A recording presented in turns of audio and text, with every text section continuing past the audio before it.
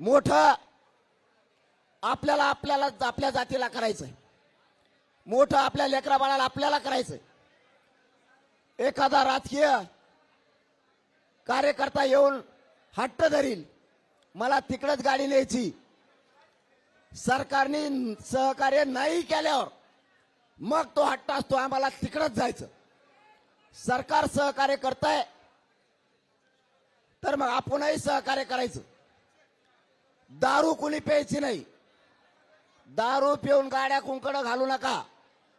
माया कानावर वाईट गोष्ट आली नाही पाहिजे.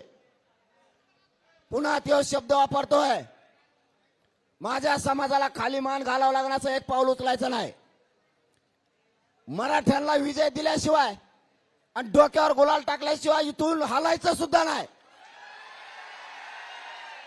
पण मराठ्यांची मान खाली होईल असं एकही पाऊल मराठ्याच्या पोराने उचलायचं नाही. माय बापा हो, सगळं कुटुंब सोडून तुमच्यासाठी लढतोय. मी या समाजाला कुटुंब मानलंय.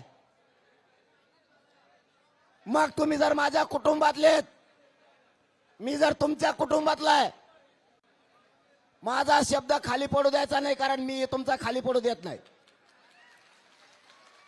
माझं कुटुंब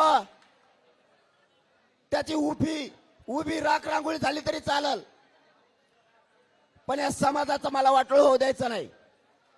म्हणून कुणाला बोलायला संधी द्यायची नाही, घाई गडबड गोंधळ करायचा नाही. जे ग्राउंड दिलंय, तुम्ही टेन्शन कधी घ्यायचं होतं? मी जर आझाद मैदानाला नसतो तर. आता मी आझाद मैदानाला म्हणल्याच्या नंतर तुम्ही इथून 50 किलोमीटरवर बिनधास्त झोपा.